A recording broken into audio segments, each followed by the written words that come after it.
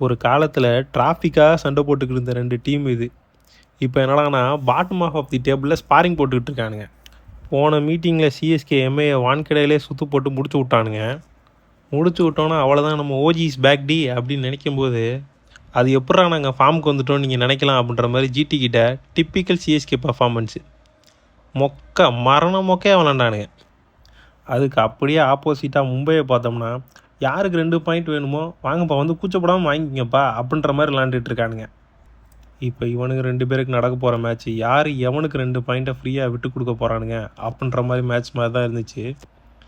என்ன தான் இருந்தாலும், என்ன தான் ஃபார்மில் இல்லைனாலுமே மும்பை அகெயின்ஸ்ட் சிஎஸ்கே நம்மளுக்கு கொஞ்சம் பீதியாக தான் இருக்கும். ஏன்னா 70க்கு 5 70க்கு 7 அப்படி இருந்தாலும் திடீர்னு பொலாட் மாதிரி எல்லாம் வந்து மேட்ச் வின் பண்ணி கொடுத்துட்டு போயிடுவானுங்க.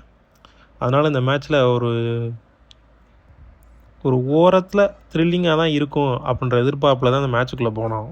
மேட்சை ஸ்டார்ட் பண்ணால் பால்டன்ஸ் தான் டாஸ் வின் பண்ணானுங்க. பேட்டிங் எடுத்துக்கிறோன்னு போய் விளாண்டானுங்க.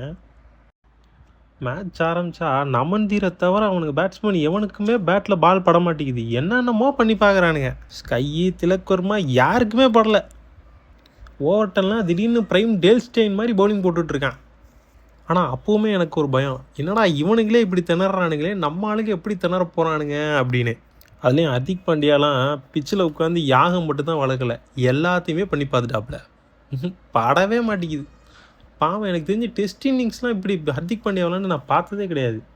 சுற்றுறான், தடவுறான், ஸ்வீப் பண்ண பார்க்குறான், என்னென்னமோ பண்ணி பார்க்குறான், ஒன்றுமே நடக்கலை.